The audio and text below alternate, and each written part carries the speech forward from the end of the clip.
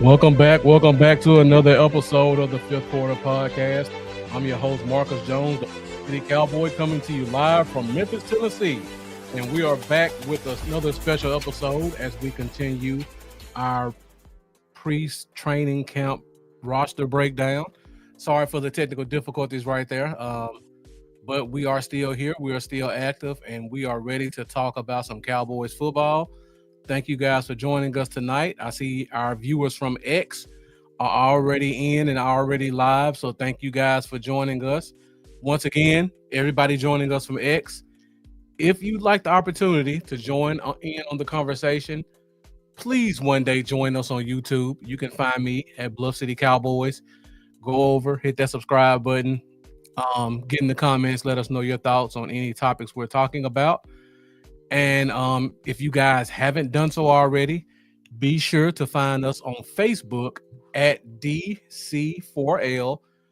Great Facebook group, safe space for Cowboys fans.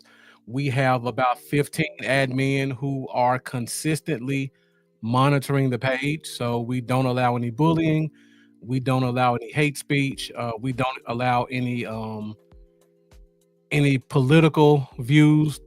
We don't allow any negative comments towards other fans. So if you want to come in, you want to voice your thoughts on anything Dallas Cowboys related, be sure to find us on Facebook at DC4L. As we get closer to the season, we'll also be doing prizes. We'll also be doing giveaways. And for you guys who are fantasy football fanatics, we do host about 10 to 15 fantasy football leagues. If you want to join a fantasy football league, all you got to do is join the page. One of the admin will reach out to you. The groups, the fantasy football groups range anywhere from $10 all the way to $250 per league. Of course, the higher the leagues, the better the prizes. The $250 leagues, you can win a cash prize plus either an autographed helmet or autographed jersey. You go to the lower leagues, you can win mini helmets, you can win signed posters, you can win replica jerseys. So if you like fantasy football and you just want to have an opportunity to interact with other Dallas Cowboys fans, be sure to join the DC4L page. I'm a member of at least 3 fantasy football leagues. It's a lot of fun, a lot of great Cowboys dialogue. If you're a Cowboys fan, you definitely got to jump on those Cowboys players early, but it gives you guys a chance to interact with some other knowledgeable fans that you can talk trash to and just have a good time throughout the entire season. The leagues start at $10 per team, and if you're a big gambler or you really think you're good at fantasy football, some of the leagues go as high as $250. So make sure you guys go check that out.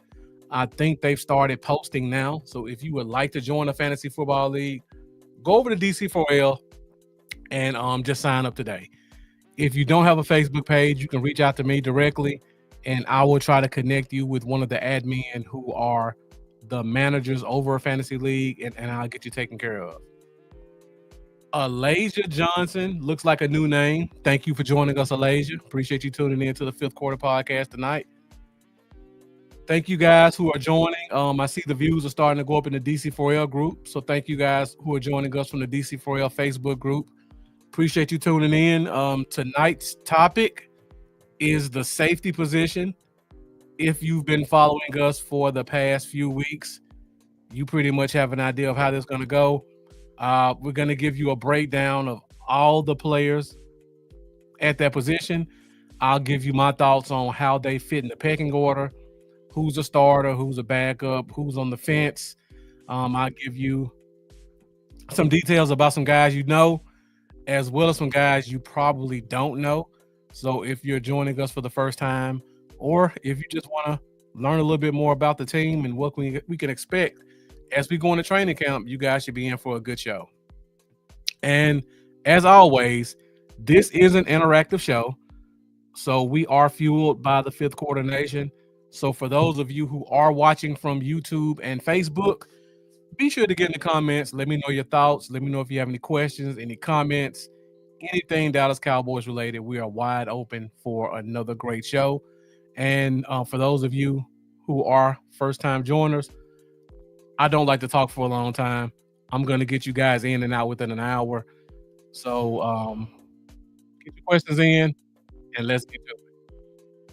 Before we start, got a couple other people joining. Got another long-time regular going back to my first show, Jack Meeker. Always a pleasure to see you joining us, Jack. And then also we got my guy Jeffrey Dunnigan joining us. Couldn't get him to come on the show with me tonight, but definitely appreciate you in the comments. Thank you for tuning in as well, Jeffrey. So as I said before, tonight's topic is the safety position. It's going to be a lot of competition right there.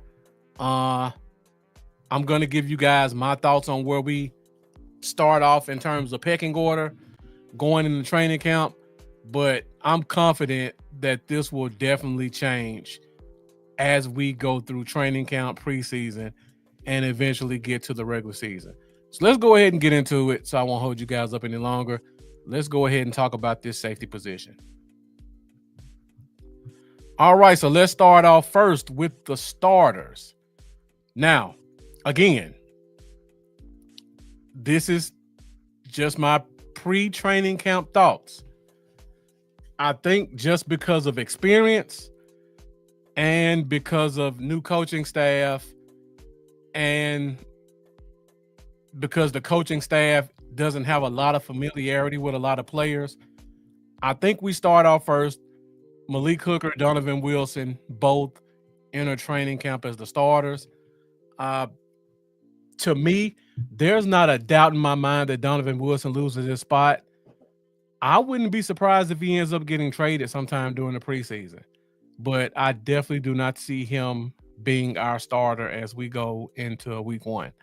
Nothing against him as a player.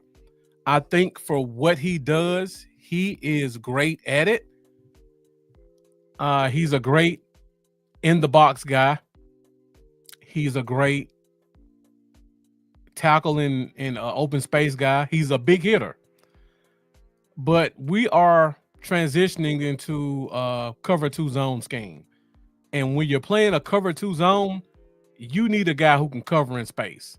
So you need a guy who can basically be your last line of defense for half the field. I don't think Donovan Wilson is suited for that role. He's suited for a scheme, cover 3, cover 1. He's playing inside of 15 yards. He's head hunting tight ends and wide receivers running crossers. He's possibly blitzing. He's helping on run defense. That's what he's great at. This cover 2 zone scheme will not give him the opportunity to show off his talents. And to me, that makes him a wasted player. Plus, on top of that, he's one of our highest paid defensive players. If I'm not mistaken, let's see, Trayvon Diggs, Osa, Micah, maybe Kenneth Murray. So he's probably our 5th highest paid defensive player. He doesn't fit the scheme, and he's not good at covering.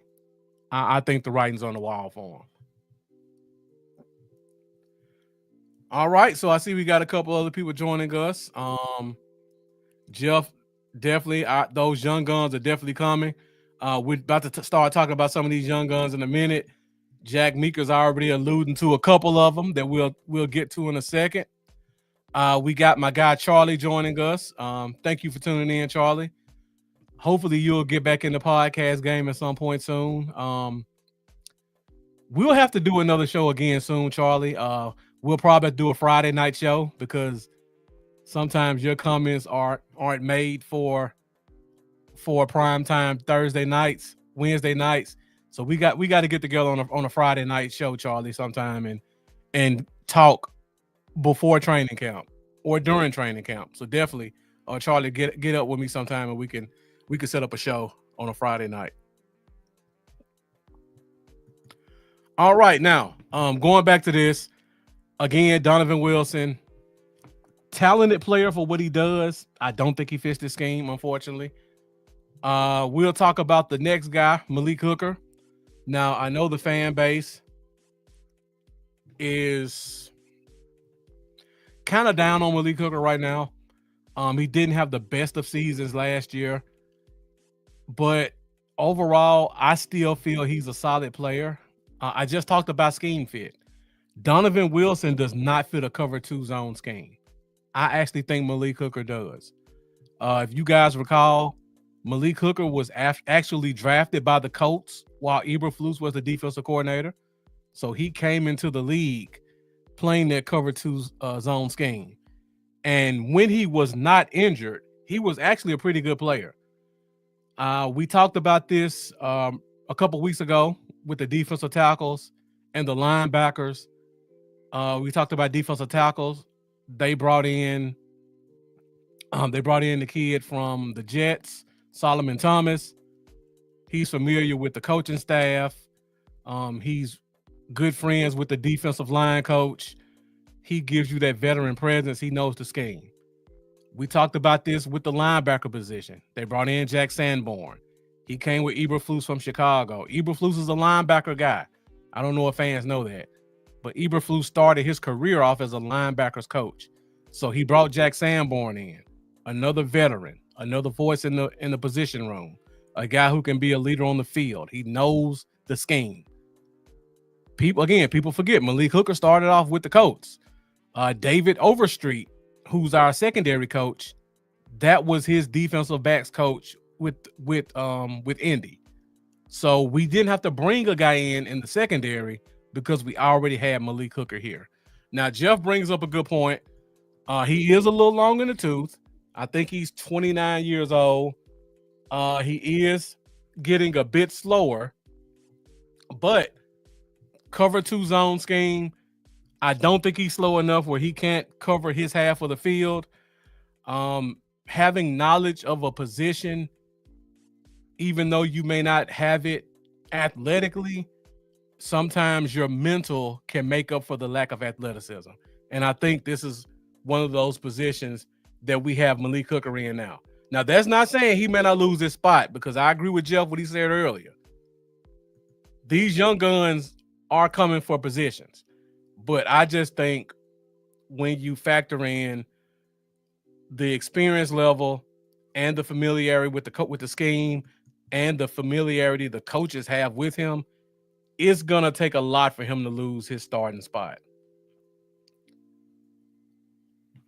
But going into training camp, because you can't really make decisions about a roster going off shoulder pads and helmet and OTAs and minicamp, I think you almost have to start off going into training camp with these guys as your projected starters. So I'm looking at Malik Hooker's stats right now.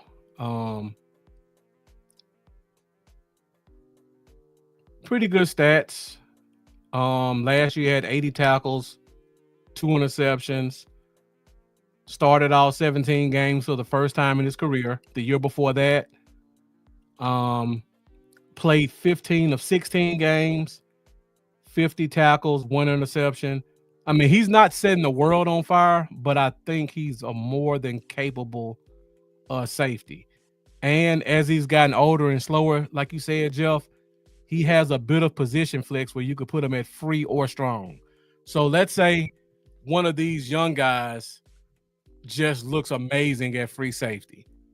Because we're playing a cover 2 and you don't really need your strong safety to be an in the box guy, we could slide Malik Hooker over to strong safety potentially and pair him up with Wanye Thomas or Marquise Bell or one of these undrafted guys. You put Malik Hooker at strong safety and then you rock and roll from there. So we have a lot of options. And I think Malik Hooker is definitely going to be around. Donovan Wilson, not so much. I see we got DJ Dog joining us. DJ Dog, thank you for tuning in. I appreciate you being a regular on the show right now. Jack Meeker saying the great thing that looks different this year It's best man plays, not we like our guys like the past several years. That's a great point. And that's one of the reasons I think a guy like a Donovan Wilson could possibly be replaced, because I think this coaching staff is all about competition and the best guy's going to play. And also, as much as I loved Al Harris and I thought he was a phenomenal coach, I like the fact, and I said this 2 months ago when we talked about this, I like the fact that they let the coaches pick their own players and pick their own coaching staff. Because just like Jack Meeker said, the we like our guys mentality. If we brought in Eberflus and Al Harris was still the secondary coach, Donovan Wilson may be an Al Harris guy, and Al Harris may say, I'm keeping Wilson here because he's my guy and I like him in the locker room with me, to the detriment of the scheme. But these new guys are coming in saying, you know what? We have our scheme in place. We know exactly what we want on all three levels. And because we're doing this at the front level, we're doing this at the linebacker level, Donovan Wilson may not fit what we need on the back end. And because of that, we're going to give a guy with a little bit more range of opportunity. And I think that's what's going to happen. Jeff says any trade value for Wilson.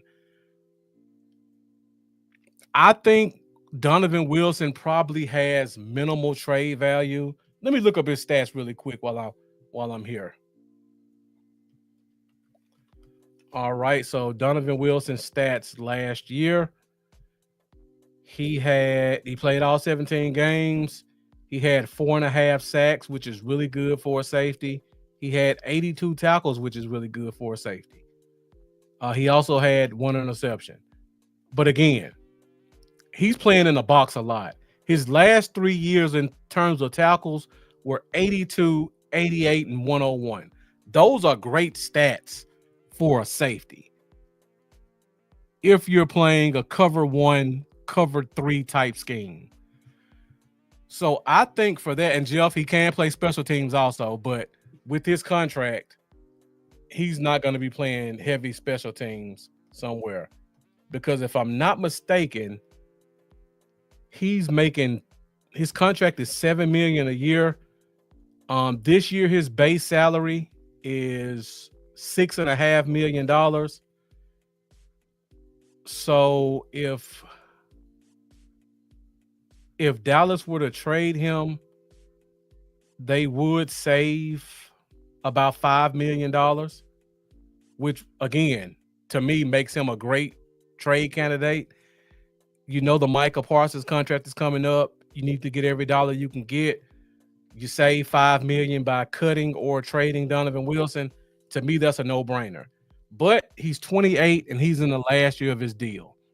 So I think if he goes to the right team, he could have some trade value, but he has to go to a team that plays a cover 1, cover 3 scheme. So of course, the first place I'm calling is Washington because of Dan Quinn.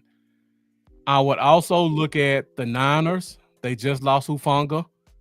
Donovan Wilson is a less talented version of what Hufanga brings. So I would definitely call the Niners. Let me see who else. I would take a look at Houston because they run a similar scheme. And then I'll probably watch the Cardinals and the Jets. So I'll be watching those 5 teams, and then I'll just be paying attention to whoever loses a safety in training camp, because those injuries are usually pretty inevitable. So if somebody drops a strong safety, I'd be dangling Donovan Wilson out there with the first phone call. But there are a couple of free agents out there right now who do the same thing as him that may be a higher priority. But I think he has some trade value. If I could get a 6th round pick for him, I mean, he was drafted in the 6th round, if I'm not mistaken. So if you got a guy, you drafted him in 6, you got 4 good years of production from him. Sorry, 6 good years of production from him, and then you trade him for a 6, I think that's a good day, especially when you have talented guys behind them. Looks like I saw a new name pop in for a second. He said something about Donovan Wilson. Oh, yeah, Jarvis McDaniel. Thank you for joining us. Hooker's okay, but Wilson is trash. He can't cover. We just talked about that, Jarvis McDaniel. He's not a cover safety. He's an in-the-box safety. While his skill set is good for what he does, a safety with 100 tackles, a lot of teams will take that, but not if you're running a cover 2 and you need him to be the last line of defense. So definitely pay close attention to Donovan Wilson as we progress through training camp and preseason. Jack Meeker asked the question, who takes that second spot? So that takes us to, we've talked about the starters. Let's go ahead and look at the backups next. Now, personally, this is who I think are the 2 guys who are the next men up. Marquise Bell, Wanye Thomas. Wanye Thomas has been now, Jarvis, you say he can play sub linebacker. We actually have a couple of sub linebackers we'll talk about in a minute once we get to the rookies. So you can get what you get from Donovan Wilson for a whole lot cheaper from some of these rookies we're about to talk about. You could even get it from Marquise Bell because remember, he played middle linebacker for a season and did pretty well until his body broke down and teams started targeting him because he was playing linebacker full-time instead of part-time like he should have been. Yeah, you're right. Bell should have been starting. I agree. So these are the backups for now.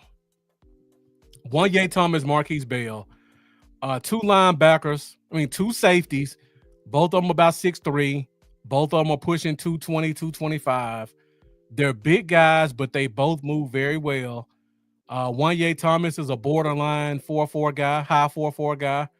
Marquise Bell, if I'm not mistaken, he may have been a high 4.5 guy. Let me just check really quick. Marquise Bell ran a 4.4 with a 37-inch vertical. So you got 2 guys who run 4.4 who are 6'3", 220-ish. They're both capable of playing free or strong with that length and with that athleticism, and they're both 25 or under.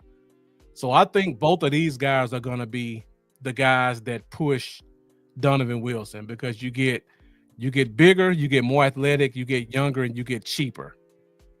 I know a lot of fans have been on the Wanye Bell train for a few years, and we finally, like Jack Meeker said earlier, we finally got a coaching staff that praises competition.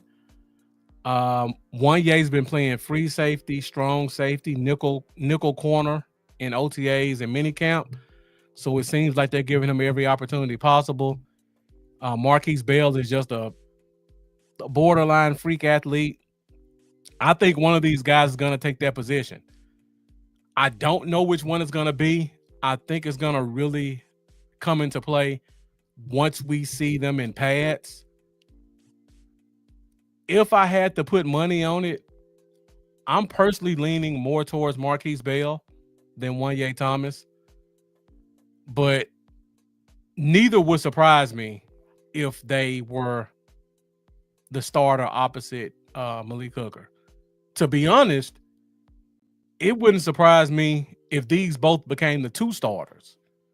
But I just think Malik Hooker has a leg up because of experience and familiarity with the coaching staff.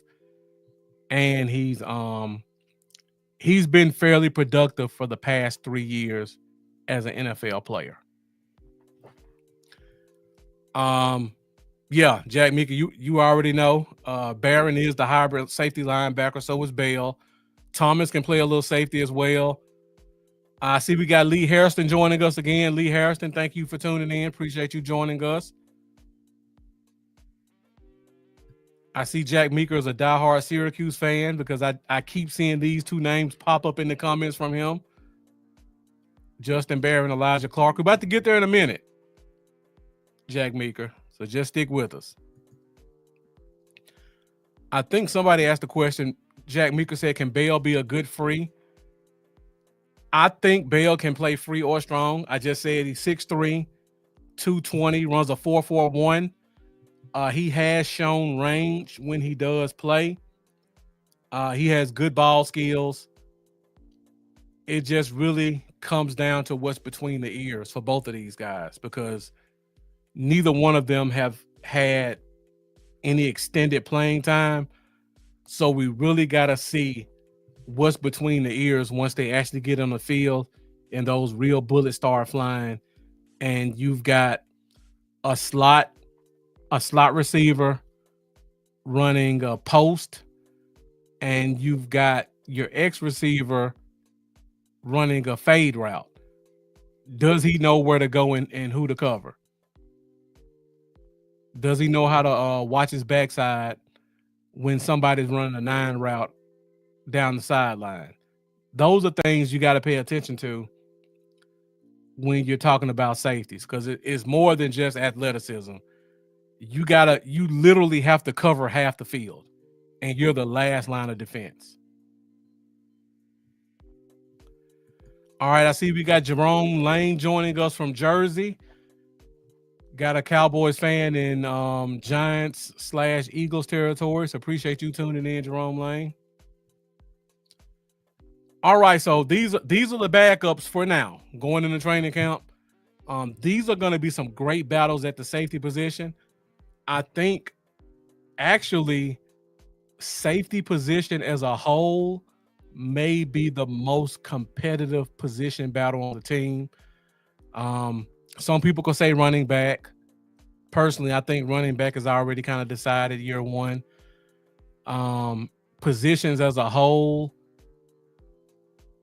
that third wide receiver spot is going to be an interesting competition. But I think from top to bottom, cornerback is going to be interesting as well. But I think this is the only position where whoever's the fifth safety has just as much chance of being the starter as whoever's listed as the first safety. It's going to be some tough cuts from this position because we're only keeping 5. And I think we have 7 or 8 really talented ones on the roster right now. So we're going to lose 2 talented guys to final cuts. And then we're probably going to have a really talented guy as our 5th safety. I didn't know that, Jack Meeker, you live 45 miles south of Syracuse, so you're in Giants country also. Bridgeton, New Jersey. Thank you for joining us, Jerome. DJ Dog said, what you're saying is music to my ears. Have been a big fan of Bell, and I think he was pigeonholed by Quinn as a small linebacker, but I think this new staff will help him in one way. I agree. But again, like I just said, they have all the traits in the world. They're young, they're physically gifted, and they have talent. But do they have the experience to be able to play their position? Because Marquise Bell coming out of college was a run and hit safety. He came to the NFL. They tried him a little bit at safety, but then Dan Quinn messed around and played him at linebacker more than he should have. And then last year, he had to kind of get his footing back at the safety position again. And then Wanye Thomas has been a borderline practice squad guy for 3 years now, barely touched the field.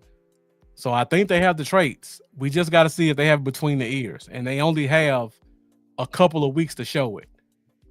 I think they have enough to beat out Donovan Wilson, because even though Wilson has experience, again, I don't think Wilson has the physical ability to play the position like these guys do. But I think Malik Hooker has both to keep them at bay, but they do have an opportunity. So Jeff says Dallas will use the infamous injury to hide some players. Oh yeah, we always know about that injury, Jeff. When they call a guy in the office and say, "Look, let's say, look, Elijah Clark, you're an undrafted free agent. nothing's guaranteed to you. We have a competitive group of safeties this year, and you have every opportunity to make this team. But we want to redshirt you this year, let you get a free paycheck, and then next year, once a couple of these older guys start to leave, you can come back in and compete. That's the injury Jeff's talking about. We see it every year with a talented young player at a deep position, and then they mysteriously get a hamstring or a calf strain, and the team puts them on IR, and then you don't hear about them until the following year.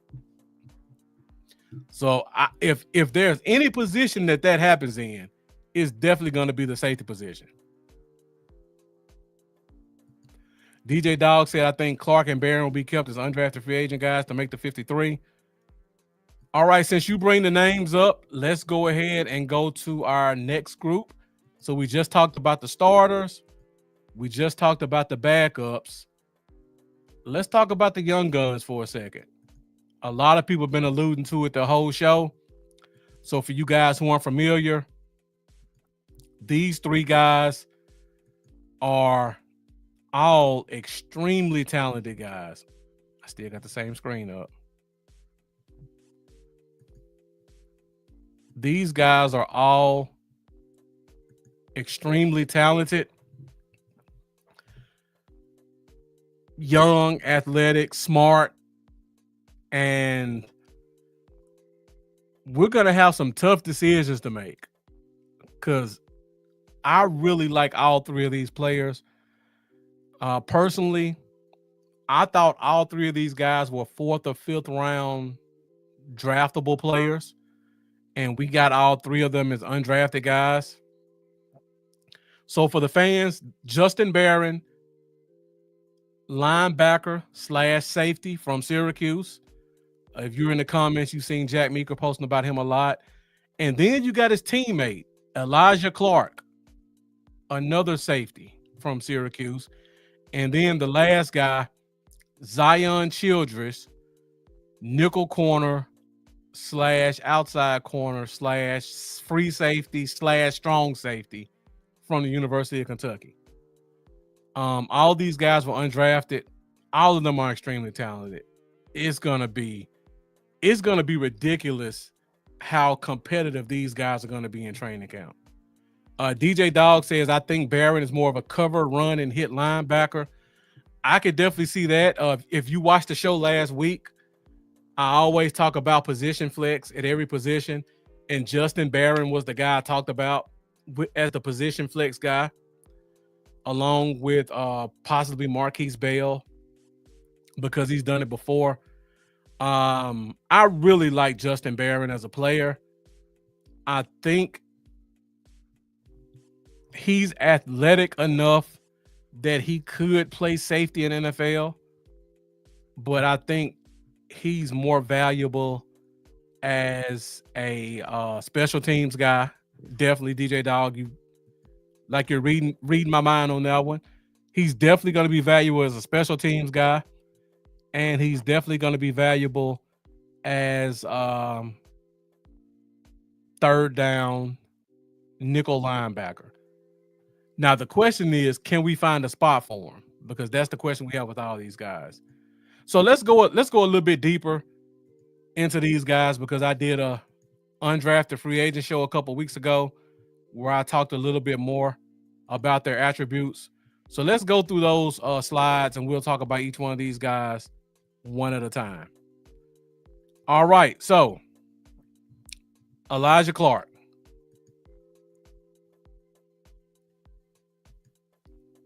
Listed as a linebacker, but he played a lot of safety in college in Syracuse. I watched 3 games of him. This is my scouting report from what I saw, and also what the other experts see. Number 1, very sure tackler. DJ Dog has already alluded to that. He's a great cover hit linebacker, great athleticism, probably a low 4.5 speed guy for a guy that's about 225 to 230. I believe he's 6'4", if I'm not mistaken. Let me look it up really quick so I can make sure I have the right size for him. Justin Barron, waiting for the computer to load.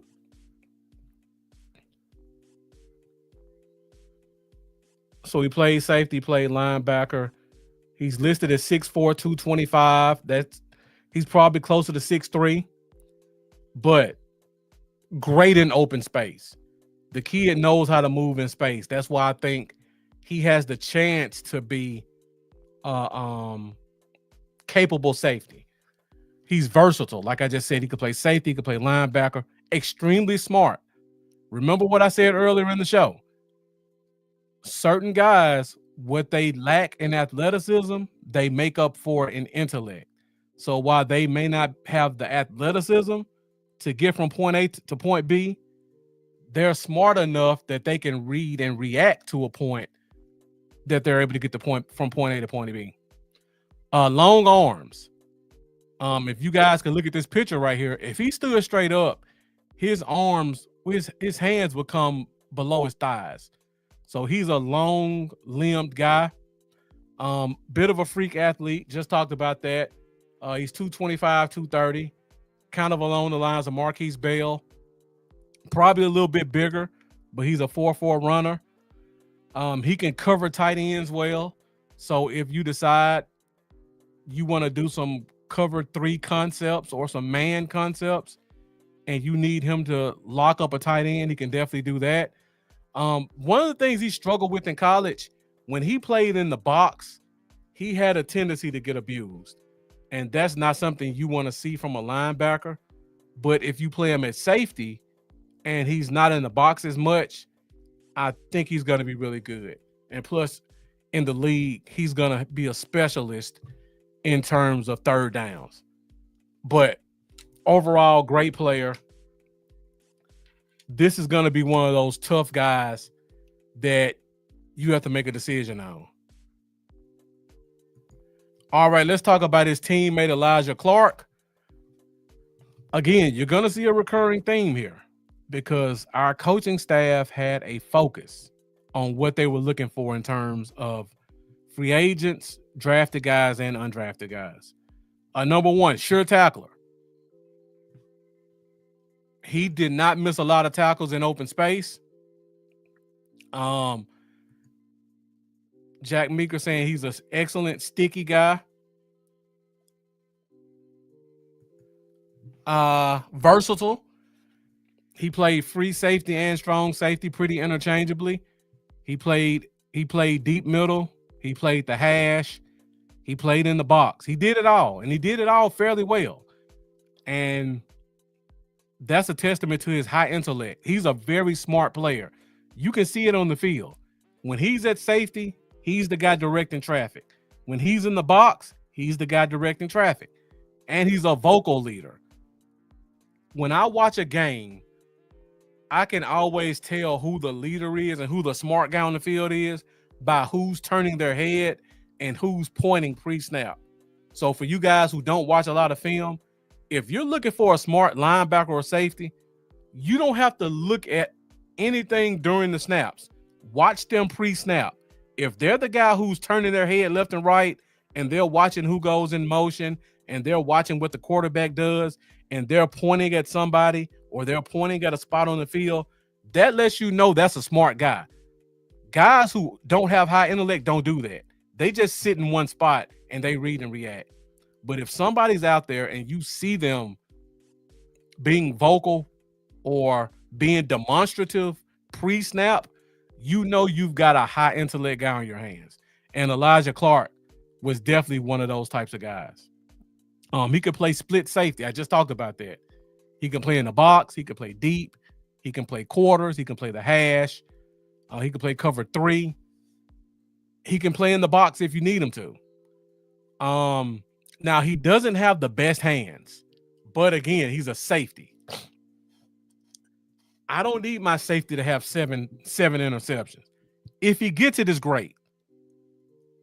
But if he does his job and he redirects receivers and tight ends and he doesn't allow guys to get catches, I can live with that. We have enough guys on this team who can get their hands on the ball between Trayvon Diggs and Kalen Carson and Kyer Elam and Deron Bland. We have guys who can create turnovers. We need safeties who can be a great last line of defense. And I think this kid coming out of college may be one of the better ones on the team already, in my opinion. If there was a guy I think could compete with Malik Hooker, it's this kid, because he reminds me a lot of Malik Hooker when Hooker came out of Ohio State, and Hooker was a first round pick and this kid was undrafted. So I have very high regards for Elijah Clark. Jack Mika says, wish we played Philly preseason so we could pick off his old quarterback. All right, so now we go to the last guy of the undrafted guys. And again, I love all three of these guys, and this one is by far my favorite. Zion Childress, 4-year starter, leader. He's been the leader of that defense for 3 years. Kentucky plays a lot of man. They play a lot of cover two. He does it all well. He's versatile. He plays outside corner. He plays a lot of nickel. He plays free. He plays strong. He lines up a little bit as a wheel linebacker. He does everything you need for a player. I think he's probably a better nickel than safety. And I expect to see him in that competition for the backup nickel, possibly the starting nickel if Deron Bland goes outside. But I'm putting him in that safety group right now because I think his skill set just translates to either one. He's a willing tackler. He's not going to back down from anybody. So if you want to put him in the box, he doesn't mind coming up and tackling a tight end or a running back. Extremely intelligent. This is what I think gives him the highest marks. He understands when to blitz. He understands where to blitz. Teams run screen passes on his side. He knows how to maneuver through traffic and make tackles in the backfield. He's a great behind the line tackler. That's why I love him so much as a nickel guy. Another guy who will be great on special teams. He'll probably come in day one and be our second or third best special teams guy behind the cornerback and probably Marquise Bell. If Marquise Bell doesn't start, I would probably say our core special teams will be, and the name escapes me, the cornerback who's been there forever. The cornerback, Marquise Bell, and Zion Childress. I would look for those to be our three best special teamers. But he's super intelligent.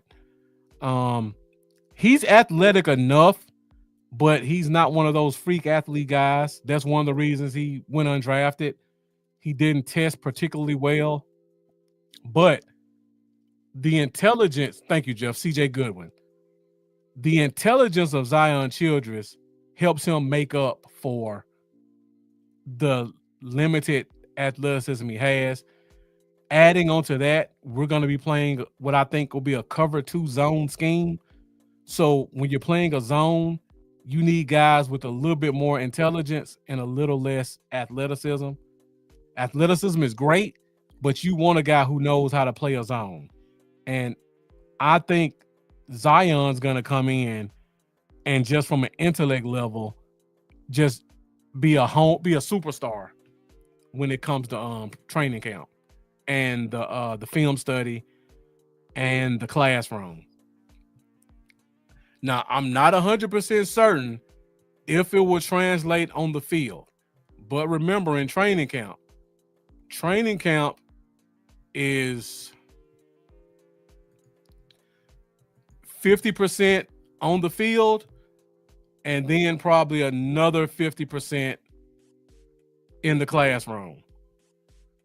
I think he's going to hit a home run in the classroom, and that's going to give him more opportunities on the field. So before we move on, I got a question because I love all three of these guys. It seems like everybody in the comments love these guys as well. I just said a couple of minutes ago, we're only keeping 5 safeties. There's no way we can keep a 6 safety with the large number of defensive ends we're going to keep, and then we're probably going to have to keep a lot of corners because we won't put Trayvon Diggs on the PUP list. We probably won't put Carson on the PUP list, and then we have a guy like a Kemen Hall that they may or may not put Kemen Hall on the PUP list, but there's a chance they don't. So they're going to be 2 to 3 roster spots at the corner position that are wasted on guys who won't be able to play week 1. So because of that, they're going to have to go long at corner, which means they may have to only keep 4 safeties, but I think it's going to be 5. If we assume that the 4 corners who are locked to make the 4 safeties, if we assume the 4 safeties who are locked to make this team are Bell, Thomas, Hooker, and Wilson, which one of these 3 guys is the guy who makes the roster as the 5th safety? I'm just curious what you guys think. DJ Dog says Barron for linebacker, Clark safety, and Zion at nickel. That's a borderline cop-out answer, DJ Dog. I give you credit for it because I agree, but let me know. Let's assume they only have 1 roster spot. Which one of these guys gets it? Jack Meeker, Clark. Jeff says Clark. DJ Dog says Mukuamu versus Childress for big nickel. Okay. Good comment, DJ Dog. I'll ask you this question because this leads me into my next slide. I have Mukuamu as the position flex guy. He's either a safety or a corner.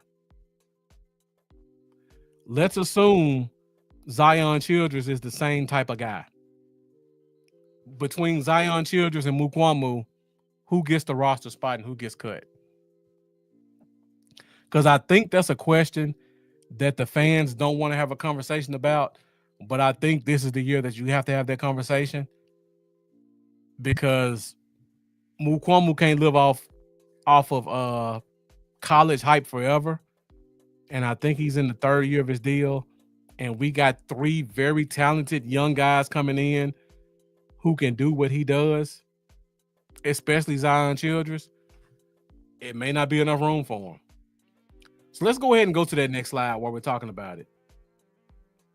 So we talked about the starters. We talked about the backups. We talked about the rookies. Now we got to go to our position flex guy. And DJ Dog already started the conversation. Israel Mukuamu played cornerback and safety at South Carolina. He was drafted at Dallas initially at corner. He couldn't touch the field at corner. They started transitioning him at safety once they put Marquise Bell at linebacker. Then Bell went back to safety, and Mukuamu for the past year or 2 has been a man without a position. He's played a little bit of nickel. He's played a little bit of outside. He's played a little bit of safety. This year, this training camp, he has to find a spot because there are no more sponsors in the locker room for him. And we got a lot of good guys that I think the coaching staff likes, and it's going to be an open competition. Now, I personally think Mukuamu has what it takes to earn a spot, but again, there's no guarantees. DJ Dog says, come down to who has the higher ceiling if it's close between the 2. Well, if it's about higher ceiling, you're going to go with Zion because he's a rookie and Mukuamu's been here 3 years.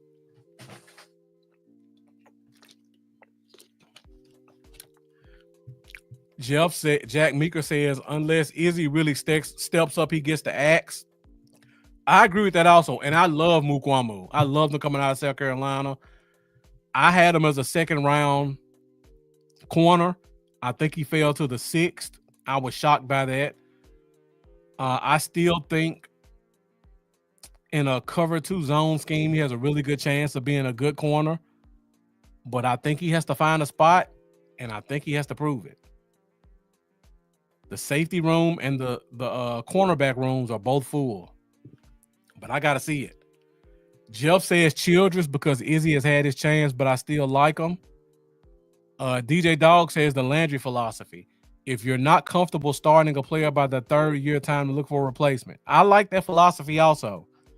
And I think that philosophy is going to come into play.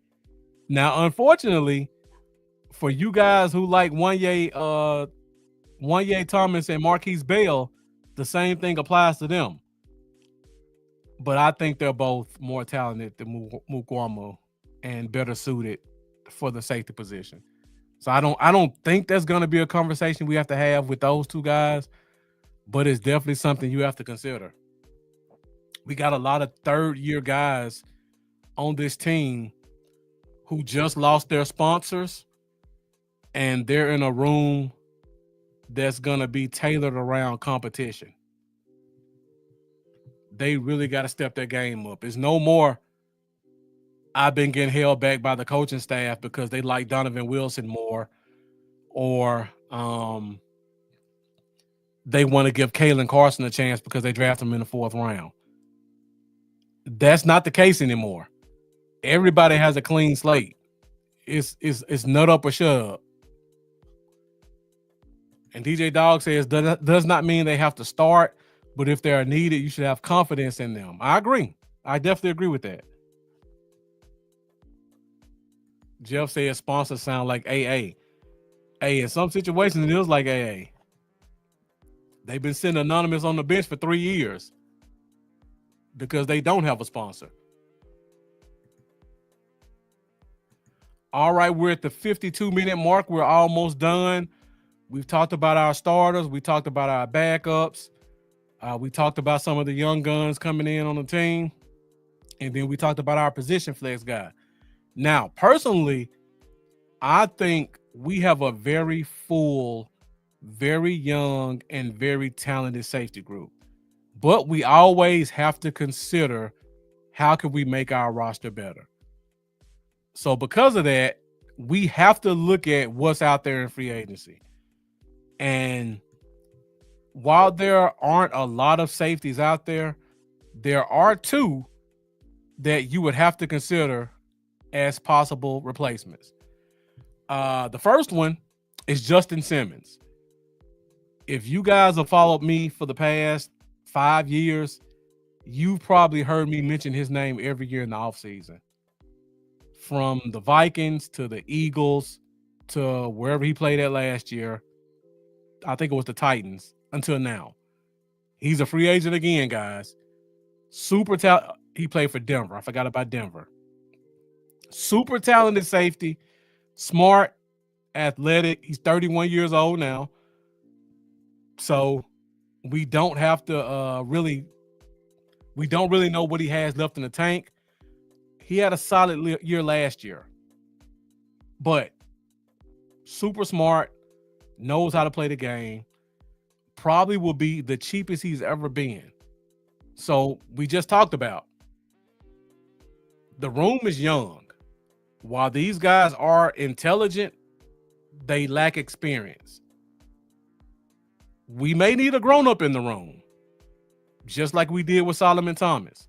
Malik Hooker may not be a vocal leader. I know Justin Simmons is a vocal leader. We may need a vocal leader in that safety room because we got a lot of young guys who are still bouncing around and competing. We need some stability. If we don't think Malik Hooker's that guy, Justin Simmons is a great option to bring in as a veteran presence who can play free safety or strong safety. Yeah, I think everybody who's a football guy in the comments, Jack Meeker, we all thought the same thing.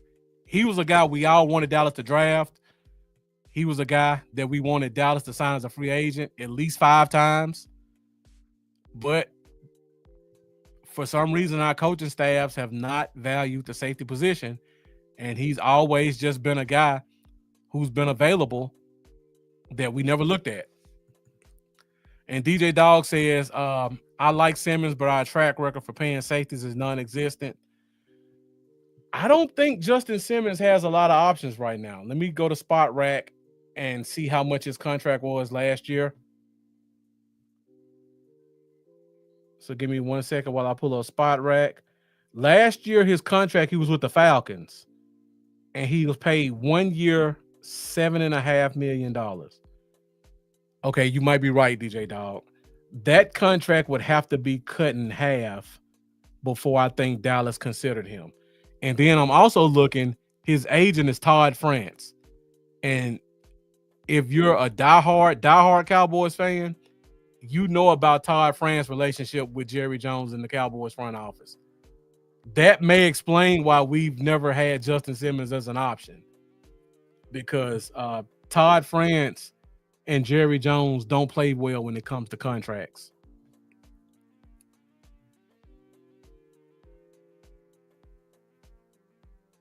Okay, next player, another guy I really like coming out of college, Marcus Williams. I believe he was a second-round pick for the Ravens. Another guy who can play free or strong. I think he's a better strong than free. Great cover two guy. I think he's only 28 years old. Coming off an injury, though. So you guys know how our philosophy is. Young guy, highly drafted, coming off an injury, should be super cheap. If you just want to bring another adult in the room, you don't want to pay a lot of money, and you don't necessarily have to have him be the guy. You just want to take a flyer on him and see what happens. Marcus Williams is the guy you got to consider. I think I said Justin Simmons' contract would have to come down about half. I think you can get Marcus Williams at 3.5 right now if you wanted to. His injury was a pec injury, so it's not like it's something that you have to worry about being a lingering injury or one of those recurring injuries. Normally, when somebody tears a pec, they recover fairly well from it. It's not one of those lower body injuries that can linger on for years. So I think he still has some good years left. I think he's only 28 years old, 28, 29 years old. If you need another veteran, sign him to a year or two contract. Yeah. But we don't ever get this level guy more than $5 million ever. I agree. Jack Meeker asked the question, do either of them have a coach connection? Off the top of my head, I would say no, because Justin Simmons came from Denver to, I believe, the Vikings, to the Eagles, to the Falcons, now to the Cowboys. I can't think of a coaching connection because Eberflus went from the Colts to Chicago, and our secondary coach, David Overstreet, came from the Colts to Chicago. I don't think there's no overlap anywhere between either one of these guys.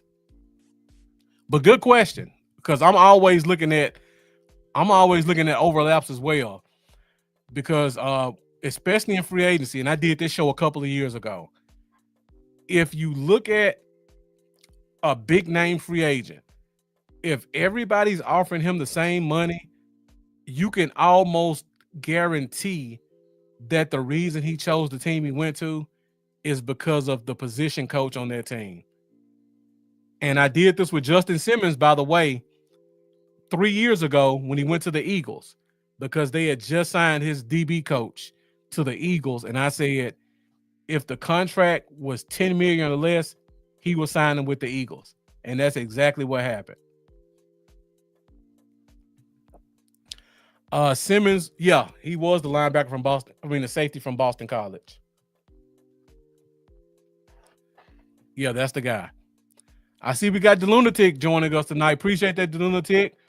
Please follow his directions and his instructions. Share, like, and hit that sub button. Jeff says, let's throw a wrench in the game. If we trade it for a safety, which we won't, who comes to mind and who is realistic? If we were to trade for a safety, the only name that I could think of that we would go for would be Jaquan Brisker, and that's the safety for the Bears. That would be a home run signing. I think he may have just signed a contract. No, he's still on his. No, let me see.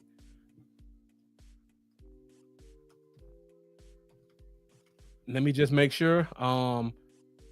He's still on his rookie deal, by the way, and he's in the last year of his rookie deal. So if there was a guy, and yeah, you guys know, DJ Dog knows, if there was a guy that we were looking to trade for, the only name that I could think of is Jaquan Brister. Super talented. He was drafted by Eberflus. He played corner in college at Penn State. Eberflus put him at safety. He's had 4 great seasons. You never know. The new coaching staff may not like him. The new coaching staff may not want to pay him $15 million next year. Maybe that would be something you could consider. But you're going to have to pay him next year, and you're going to have to pay him a lot. But that's the only safety whose name comes to mind, Jaquan Brisker. They do have another safety, Kevin Byard, but I think he's a little too long in the tooth. I think he's more Donovan Wilson now, so it may not be worth taking a look at. But yeah, I mean, Brisker doesn't need a sponsor, but Eberflus will be a sponsor for him, but he doesn't need one. The talent speaks for itself when you have a guy like that. He doesn't get a lot of turnovers, but he's a great cover safety.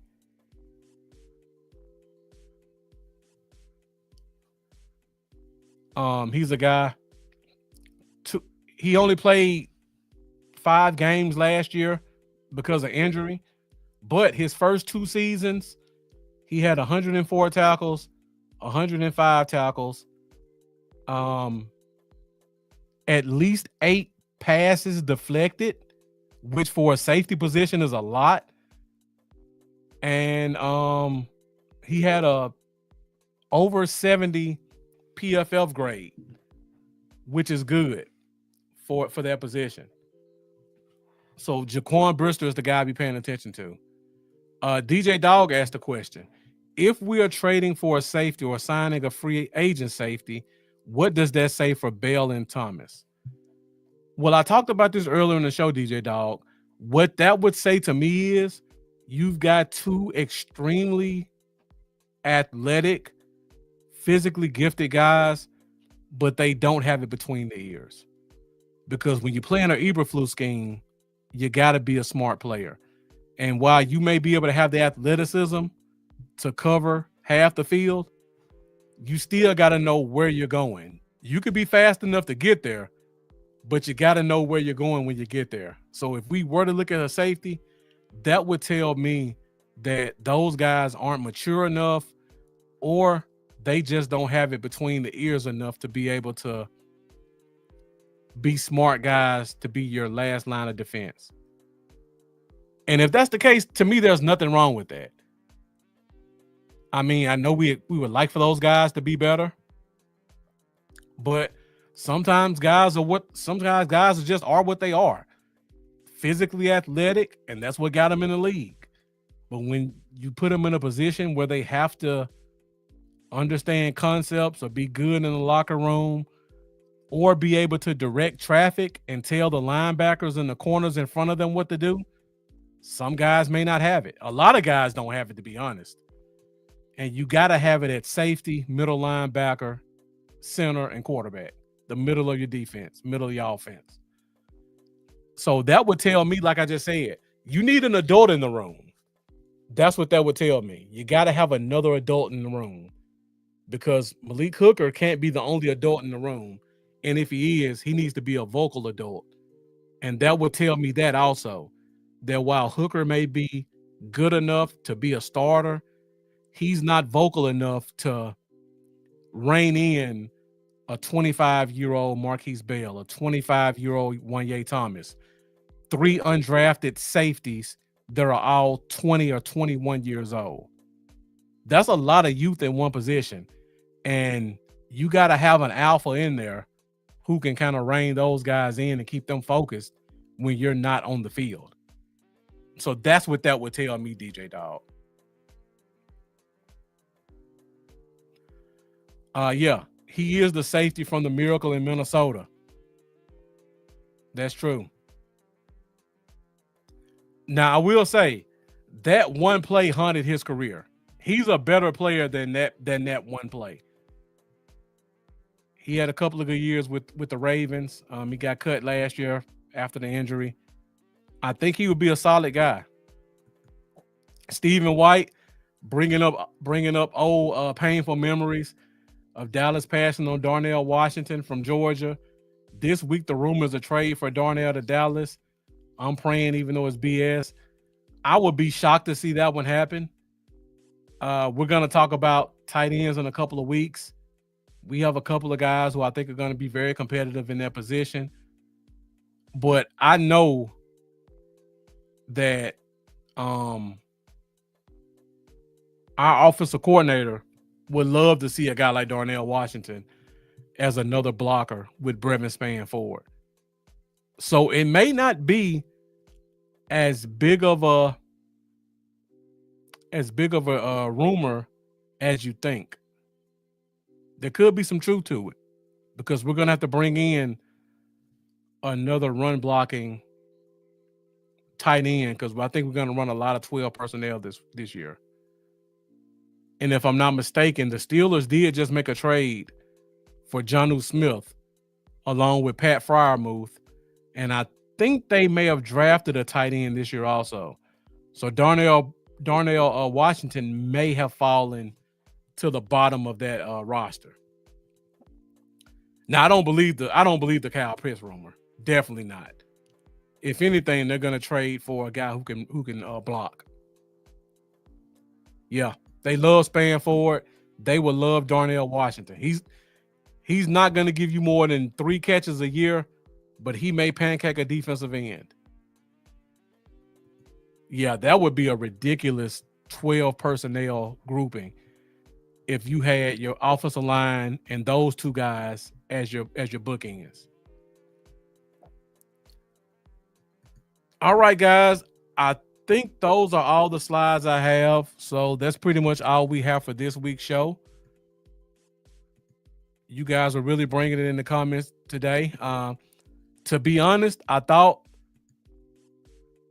that the safety talk would be a little slow, but I'm glad to see you guys were a lot more interested in safeties than you were in linebackers last week. So definitely appreciate Stephen White, DJ Dog, Jack Meeker, Jeffrey. Who else was commenting on the regular? The Lunatic came in at the end. So I appreciate all you guys for all your comments. You guys really kept the show flowing because it's hard to come up here and just talk for an hour and 10 minutes without having some dialogue, even through comments. So thank you guys for giving me the opportunity to answer your questions and also give me some stuff to think about as well. So I definitely appreciate you guys joining us. Once again, that X/Twitter environment is steadily increasing. Hopefully one day I'll get a few of you guys to join us on YouTube so you can join in on the conversation as well. And you guys will get another chance next week because we will be back next Wednesday and every Wednesday at 8:30 Central Standard Time for another episode of the Fifth Quarter Podcast. Next week, we will finish up our defensive position groups as we talk about the cornerback position. So it should be another spirited dialogue there because there are a lot of guys with a lot of question marks and really don't know who's going to go where. So it should be a lot to discuss next week with corners. The week after, July 17th, we're going to take a short hiatus from the position groups because we have a special guest who will be joining us on July 17th. And that guest, July 16th, Wednesday, July 16th. So be sure you guys join us in 2 weeks. We're going to have Terrence Parsons Jr. joining us. We've had the dad, Terrence Parsons Sr., join us last year. This year, we're going to have Terrence Parsons Jr. join us this year. We're going to do 10 questions leading into training camp, because I believe training camp starts that Friday. So we're going to talk to Terrence Parsons about his brother, about his contract situation. Hopefully by then it'll be resolved. We're going to get just his thoughts on the Cowboys in general, and we'll go through 10 questions for the Cowboys as we enter training camp. That should be a very informative show. Terrence Parsons will be here. Amanda Foster will be joining. So you guys know there will be prizes given away as well. There may be a jersey, maybe a helmet. Definitely probably going to be some autographed Cowboys gear. So make sure you join us on Wednesday, July 16th. But definitely join us every Wednesday, 8:30 Central Standard Time, for the Fifth Quarter podcast. We're going to finish up defense. Then we're going to go Terrence Parsons. And then we're going to go into our offensive positions. And that should take us to the first preseason game. So we're inching closer and closer to real football. And if you guys want to stay up to date with what's going on with the Dallas Cowboys, be sure to check us out here at the Fifth Quarter podcast. Thank you guys for joining us as always. Definitely always appreciate you guys tuning in. Thank you for your questions. Thank you for your comments. If you haven't done so already, go to YouTube, Bluff City Cowboys, hit that subscribe button. We will be doing some shows outside of the Fifth Quarter podcast. So I will be doing some stuff on YouTube with guys like Charlie, a couple other podcasters where the conversation may not be as kid friendly as we try to keep it here. So if you guys want to get some laughs and have a little bit more of a laid back atmosphere, hit that subscribe button. You're definitely going to enjoy what we do with Bluff City Cowboys outside of Wednesday nights. But you can always find me here on Wednesdays, 8:30 Central Standard Time. Thank you guys for watching. Appreciate you tuning in. And as always, let's go Cowboys. I'll see you guys next week. And enjoy your 4th of July holiday weekend.